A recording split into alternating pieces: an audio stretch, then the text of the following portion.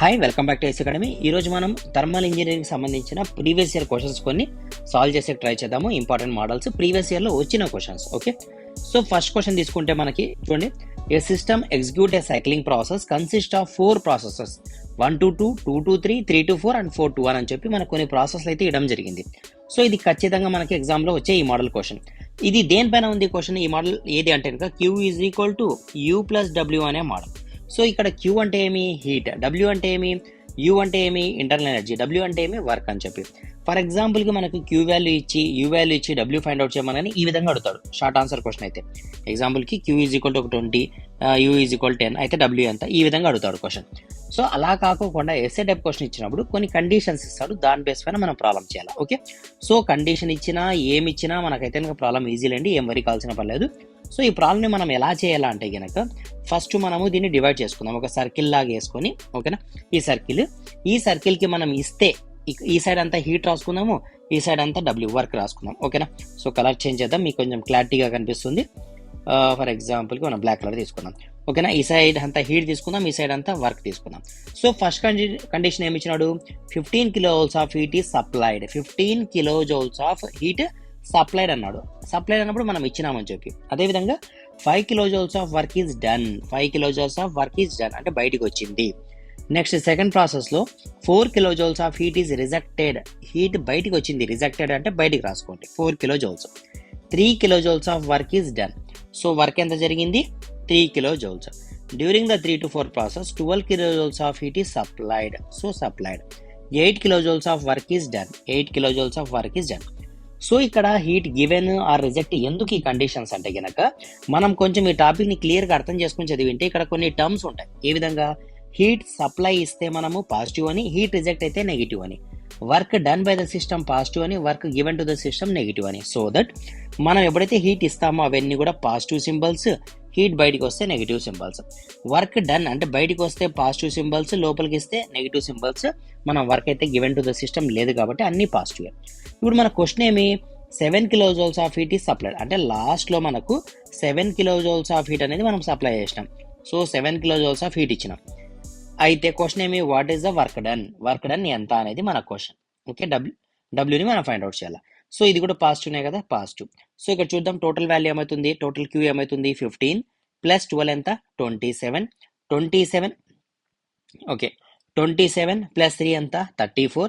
34 minus 4 ఎంత? 30 అంటే total heat ఏమైంది? 30 వచ్చింది. ప్లస్ ఉందా మైనస్ ఉందా? సింబల్ ప్లస్ సింబలే కదా, positive symbol.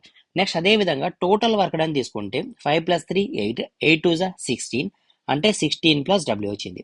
According to first law Q is equal to ఏం రాసుకోవాలి మనము? Q is equal to U plus W రాయాలి. Q వాల్యూ ఎంత ఉంది? 30 ఉంది. U వాల్యూ ఎంత? మన క్వశ్చన్లో ఎప్పుడన్నా కానీ Q కానీ W కానీ కనుక్కోమన్నప్పుడు యూని మనం నెగ్లెక్ట్ చేస్తాం ఆర్ 0 అనుకుంటాం. క్వశ్చన్ యూని కనుక్కోమంటే అప్పుడు యూని ఫైండ్ అవుట్ చేయాలి. అర్థమైందా? యూ కానీ క్యూ కానీ డబ్ల్యూ కానీ క్వశ్చన్ అయితే యూని నెగ్లెక్ట్ చేయొచ్చు ఇకపోతే. సో యూ ప్లస్ 0 అనుకుంటాము. మరి డబ్ల్యూ ఎంత? 16W. క్లియరా? సో ఇప్పుడు మనకి 16 ఈ సైడ్ వస్తే W is equal to 30 minus 16 అంటే ఆన్సర్ ఎంత? 14 kilojoules. వర్క్ పాజిటివ్లో వచ్చిందా నెగిటివ్లో వచ్చిందా? ఇక్కడ పాజిటివ్ ఉంది కాబట్టి work done by the system 14 kilojoules అని ఆన్సర్ రాస్తాం. అర్థమైంది కదా ప్రాబ్లం? చాలా అంటే చాలా ఇంపార్టెంట్ మోడల్ ఇది. క్లియర్? సరే, ఇలాంటి క్వశ్చన్ ఇంకొకటి ప్రీవియస్ ఇయర్లో ఇచ్చిన క్వశ్చన్ కూడా ఒకసారి చూద్దాం. So next model same model next question చూద్దాం. మనకి ఇక్కడ టేబుల్ ఫార్మాట్లో ఇచ్చినాడు. టేబుల్ ఫార్మాట్లో ఇచ్చేసి ఈ క్వశ్చన్ మార్క్ ఉండే వాల్యూస్ మనం ఫైండ్ అవుట్ చేయాలి. సో ఈ క్వశ్చన్ మార్క్ ఉండే వాల్యూ ఎలా ఫైండ్ అవుట్ చేస్తామంటే same formula Q is equal to U plus W. So ఇది చాలా ఇంపార్టెంట్ ఫార్ములా, గుర్తుపెట్టుకోండి. దీనికి ఒక బాక్స్ వేద్దాం. ఇది చాలా ఇంపార్టెంట్ ఫార్ములా. సో ఈ ప్రాబ్లమ్స్ మనం చేయాలంటే ఈ ఫార్ములా యూజ్ చేసి మనం చేయాల్సి వస్తుంది. ఓకే, సరే, ఇప్పుడు మనం ఇక్కడ యూని ఫైండ్ అవుట్ చేయాలి. సో Q వాల్యూ ఎంత ఉంది? 550 ఉంది. U వాల్యూ ఎంత? ఫైండ్ అవుట్ చేయాలి. W ఎంత? 230. So U is equal to ఈ 230 సైడ్ పంపిస్తే 550లో నుంచి 230 తీసేయచ్చు. సో 50లో నుంచి 30 పోతే 20, 500 నుంచి 200 పోతే 320. అర్థమైందా క్యాలిక్యులేషన్? సో ఇక్కడ వాల్యూ ఎంత రాస్తా? నేను 320 అని రాస్తా. ఓకేనా, ఫస్ట్ స్టెప్ అయిపోయింది ప్రాసెస్. సెకండ్ ప్రాసెస్ చేయాలి. సేమ్ ఇదే విధంగానే చేయాలి మీరు ఎగ్జామ్లో కూడా. ఓకే, సెకండ్ ప్రాసెస్లో మనకు Q వాల్యూ ఇచ్చినాడు, U వాల్యూ ఇచ్చినాడు, Wని ఫైండ్ అవుట్ చేయాలి. సో Q వాల్యూ ఎంత? 230 is equal to U value ఎంత ఇచ్చినాడు మనకు? 380 ప్లస్ W వాల్యూ ఎంత? క్వశ్చన్ మార్క్ మనం ఫైండ్ అవుట్ చేయాలి. సో ఈ 380ని ఈ సైడ్ పంపిస్తే 230లో మైనస్ 380, ఓకేనా, is equal to W. So 380లో నుంచి 30 పోతే ఎంత, 50. 300 నుంచి 200 పోతే ఎంత, 100. సో మైనస్ ఎందుకు వచ్చింది, స్మాల్ వాల్యూ బిగ్ వాల్యూ తెలుసు కదా, మీరు కావాలంటే డౌట్ వస్తే క్యాలిక్యులేటర్ చేయండి. సో డబ్ల్యూ వాల్యూ ఎంత వచ్చింది, -150. మైనస్ వస్తే మైనసే రాయాలా, క్లియర్. ఇప్పుడు థర్డ్ కేసు చూడండి. థర్డ్ కేసులో మనకి ఏమి ఇచ్చినాడు క్వశ్చన్ ఇక్కడ, క్యూ వాల్యూ -500 ఇచ్చినాడు, డబ్ల్యూని యూని ఫైండ్ అవుట్ చేయమన్నాడు. సో ఎప్పుడైనా ఇలా 2 అన్నోన్స్ వస్తే ప్రీవియస్ క్వశ్చన్లో ఉన్న యూనే మనం క్యారీ ఫార్వర్డ్ చేయొచ్చు, ప్రీవియస్లో ఉన్న యూనే తీసుకోవచ్చు. సో దట్ మనకి ఏమవుతుందంటే ఇంకా కలర్ చేంజ్ చేద్దాం, సో దట్ మీకు క్లారిటీ ఉండొచ్చు question. Q is equal to U plus W. Q value ఎంత ఇచ్చినాడు, -500 ఇచ్చినాడు. యూ వాల్యూ ప్రీవియస్ ఆన్సర్నే మనం క్యారీ ఫార్వర్డ్ చేస్తాం. సో యూ వాల్యూ ఎంత ఉంది మనకు, 380 ఉంది. సో 380నే తీసుకోవాలా, ప్లస్ డబ్ల్యూని మనం ఫైండ్ అవుట్ చేయాలి. సో ఈ 380 ఈ సైడ్ పంపిస్తే -500 -380, సో ఏమవుతుంది 880. డబ్ల్యూ వాల్యూ ఏమైంది, 880 అయింది. ఓకే, సో డబ్ల్యూ వాల్యూ 880 రాస్తాం. అర్థమైందా లేదా ప్రాబ్లం. సో ఈ విధంగా రాసుకుంటా పోతాం. ఇంకా లాస్ట్ కేసులో ఇది 0 ఇచ్చినాడు, ఇది యూని మనల్ని ఫైండ్ అవుట్ చేయమన్నాడు. సో స్పేస్ లేదు కదా, ఇక్కడ రాద్దాం. Q is equal to U plus W. Q value ఎంత, 0. యూ వాల్యూ ఎంత ఫైండ్ అవుట్ చేయాలి. డబ్ల్యూ వాల్యూ ఎంత, 70. Then U is equal to ఏమవుతుంది, -70. యూనిట్స్ ఏమున్నాయి మనకు, యూనిట్స్ ఏమి లేదు కాబట్టి మీరు కూడా ఏం పెట్టాల్సిన పని లేదు. ఓకే, ఇక్కడ ఇచ్చిన వర్క్ కిలోవాట్ అని చెప్పేసి మీరు కూడా కిలోవాట్ అని పెట్టుకోవచ్చు. Okay, kilo Jal per second రాసినా కూడా ప్రాబ్లం లేదు. యూ వాల్యూ ఎంత, -70. సో ఇక్కడ -70 రాస్తాం. ఇప్పుడు ఇదంతా ప్రొసీజర్. మీరేం చేయాలా, ఫైనల్గా సేమ్ ఈ టేబుల్ ఇంకొకసారి డ్రా చేసి ఈ ఆన్సర్స్ అన్ని కూడా ఇంకోసారి అయితే మెన్షన్ చేయాలి. ఫర్ ఎగ్జాంపుల్ మీరు బ్లూ పెన్తో రాసేటట్లయితే టేబుల్ అంతా ఈ ఆన్సర్ని బ్లాక్ పెన్తో రాయండి. రెడ్ పెన్ యూజ్ చేయం కదా, సో బ్లాక్ పెన్తో రాయండి. అర్థమైంది కదా క్లియర్ కట్గా. చాలా అంటే చాలా ఇంపార్టెంట్, ప్యారలల్గా ఇది చాలా ఈజీ మోడల్ అనుకోవచ్చు మనం. సో నెక్స్ట్ మోడల్ చూద్దాం. సేమ్ ఇదే ఫార్మాట్లోనే ఇంకో క్వశ్చన్ చేద్దాం, సో దట్ మీకు క్లియర్గా అర్థమవుతుంది ఈ కాన్సెప్ట్. ఇప్పుడు చూడండి, Q is equal to U plus W. ఓకేనా. సో ఫస్ట్ కేసు ఏముంది, 550 230. సో ఆన్సర్ ఏమొస్తుంది, క్యూ వాల్యూ ఎంత, 550 is equal to U value ఎంత, 230. సేమ్ ప్రాబ్లమ్ కదా ఇది. So same problem. Okay, same problem. Question కూడా రిపీట్ అయింది మనకు, అంటే ఇది వేరే పేపర్ అది వేరే పేపర్ అండి. క్వశ్చన్ అంతా సేమ్ ఉంది కాబట్టి మనకు అవసరం లేదు. మనం ఇంకొక మోడల్ చూద్దామా. సరే, ఇంకో మోడల్ చేద్దాం. క్వశ్చన్ సిస్టమ్ స్టాండర్డ్ ఎఫిషియన్సీ పైన ప్రాబ్లమ్స్ వద్దులేండి, ఇప్పుడే కొంచెం కన్ఫ్యూజ్ అయ్యే ఛాన్స్ ఉంటుంది. వర్క్ డన్ పైన మీకు టేబుల్ చెప్పిన తర్వాత నేను చెప్తా. సరే, ఇప్పుడు మనకి ఈ యూనిట్స్ పైన చాలా ఇంపార్టెంట్. థర్మల్ ఇంజనీరింగ్ సబ్జెక్ట్లో అది మేబీ థర్మల్ 1 కావచ్చు, థర్మల్ 2 కావచ్చు, థర్మోడైనమిక్స్ కావచ్చు, ఇది అన్నిటిపైన కూడా యూనిట్స్ అనేది చాలా మేజర్ రోల్ ప్లే చేస్తాయి. మనకున్న మొత్తం ఇక్కడ టాపిక్స్ ఏమేమి ఉన్నాయి అంటే కనుక ప్రెజర్ ఒకటి, టెంపరేచర్ ఒకటి, వాల్యూమ్ ఒకటి మనం యూజ్ చేసే టర్మ్స్. ఎందుకు, PV/T ఈక్వల్ కాన్స్టెంట్ కాబట్టి. సో ప్రెజర్ని దేంట్లో మెజర్ చేస్తామనేది మనం అర్థం చేసుకోవాలి ఇక్కడ. సో మనం ప్రెజర్ తీసుకుంటే కనుక ప్రెజర్ని మనం దేంట్లో మెజర్ చేస్తాము, బ్యారోమీటర్తో మెజర్ చేస్తాం. టెంపరేచర్ని మనము థర్మామీటర్తో మెజర్ చేస్తాం. యూనిట్స్ వచ్చే లోపల డిగ్రీస్ కావచ్చు, డిగ్రీ సెంటిగ్రేడ్, కెల్విన్ కావచ్చు, ఫారెన్హీట్ కావచ్చు. సో మన క్వశ్చన్లో ఇచ్చే డిగ్రీ సెంటిగ్రేడ్, మనం ప్రాబ్లం చేసేది కెల్విన్. సో కెల్విన్ అన్నప్పుడు మనం ఏం చేయాలి, డిగ్రీస్ నుంచి కెల్విన్లో మార్చాలంటే 273ని యాడ్ చేయాలి. సో మనకి ఇదైతే పెద్ద కన్ఫ్యూజన్ ఉండదులేండి, ఇది క్లియర్గా ఉంటాం మనం. ఇంకా రిమైనింగ్ వచ్చే డౌట్ ఏమంటే ఇంకా ప్రెజర్కి మనకి ఇన్ టర్మ్స్ ఆఫ్ బార్లో ఉంటుంది, in terms of newton per metre స్క్వేర్లో ఉంటుంది, ఇన్ టర్మ్స్ ఆఫ్ HGలో ఉంటుంది. ఇలా డిఫరెంట్గా ఉంటాయి. కాబట్టి దీనిపైన మనకు క్లియర్ ఐడియా ఉండాలి. సో ప్రెజర్ని మనం దేంట్లో మెజర్ చేస్తామంటే బ్యారోమీటర్లో మెజర్ చేస్తాము, కాబట్టి యూనిట్స్ బార్ అని రాస్తాం.